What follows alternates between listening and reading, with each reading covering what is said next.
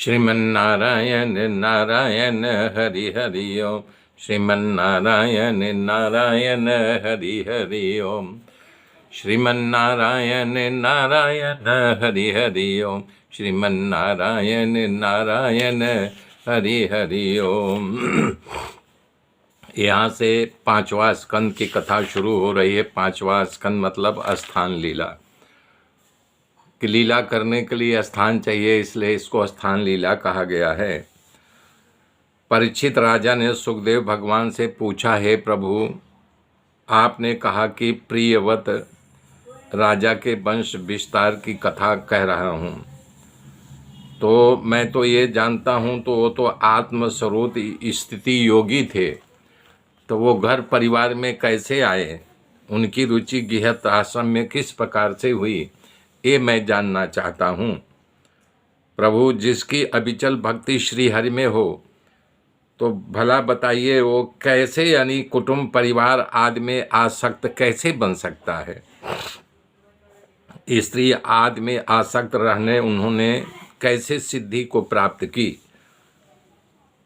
श्री कृष्ण में उनकी अविचल भक्ति किस तरह से हुई, ये जानने की हमारी तीव्र इच्छा है। तब सुखदेव जी ने कहा, हे राजन, तुम्हारी बात सही है। कह रहे हैं कि राजकुमार प्रियव्रत महान भागवत भक्त थे।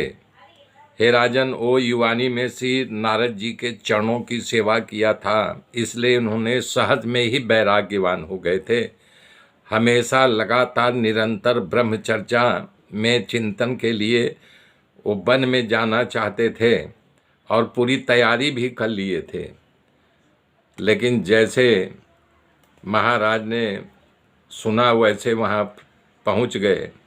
मनु महाराज ने उनको रोका, कहा, बेटा ऐसा नहीं, तुम पहले ये अखंड राज्य को करो, जब समय आएगा तब वन में जाना। वो अपनी सारी क्रियाओं को भगवान में समर्पित कर दिया था, इसलिए पिता की आज्ञा का उल्लंघन किया। बोले कि पिताजी, मुझे राजा नहीं बनना है। मनु महाराज अपने पुत्र को खूब समझाया, कई उदाहरण दिए, लेकिन प्रियव्रत नहीं माने। तब मनु ने सोचा, है तो रोग असाध्य है, अब क्या करूं। तब अपने पिता ब्रह्मा जी के पास भाग करके गए। कहा, पिताजी, आप प्रियव्रत को समझाओ कि वो राज्य को स्वीकार करे। मनु महाराज की बात सुन करके ब्रह्मा जी हंस पर चढ़ करके प्रियव्रत के पास आए। सुन करके ब्रह्मा जी हंस पर चढ़ करके प्रियव्रत के पास आए। देवताओं के लगा कि अरे ब्रह्मा जी मनु पुत्र को समझाने प्रियव्रत को जा रहे हैं, चलो हम लोग भी देखें सुने क्या समझा रहे हैं। सारे लोग अपने अपने विमान के द्वारा वहाँ पहुँचते हैं, तो ब्रह्मा जी वहाँ पहुँच गए। प्रियव्रत उनको देख करके प्रणाम किया, तो समझा रहे हैं कि श्री हरि में कभी भी भेद बुद्धि, ब्रह्मा जी कह रहे हैं कि भेद बुद्धि नहीं करनी चाहिए। हे पुत्र, तुम क्या, मैं स्वयं महादेव, तुम्हारे पिता मनु, तुम्हारे गुरु नारद, ये सब विवशतः श्री हरि की आज्ञा का पालन करते हैं, और जो विधाता ने विधान को टाल दे, इसमें कोई ऐसा नहीं है कि विधाता के विधान को टाल दे। जैसे नाथ दिया हुआ बैल विवशतः भार ढोता है, जहाँ जैसे वो मोड़े वैसे बैल मुड़ जाता है, गोल गोल घुमाए तो गोल गोल घूमता, उसी प्रकार हम लोग विवशतः रहट में नधे हुए बैल की भांति हैं कि जैसे भगवान घुमा रहे हैं वैसे हम घूम रहे हैं।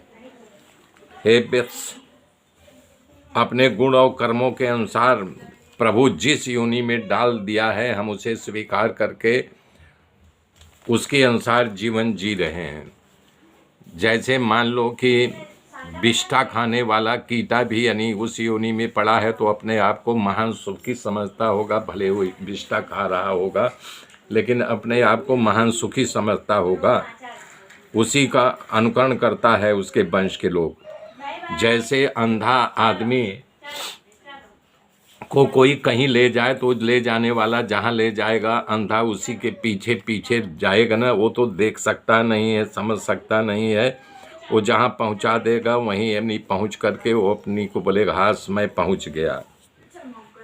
तो इसलिए कह रहे हैं कि जिसने गृहस्थ आश्रम में 6 शत्रु होते हैं, बता रहे हैं, काम, क्रोध, लोभ, मोह और ईर्ष्या।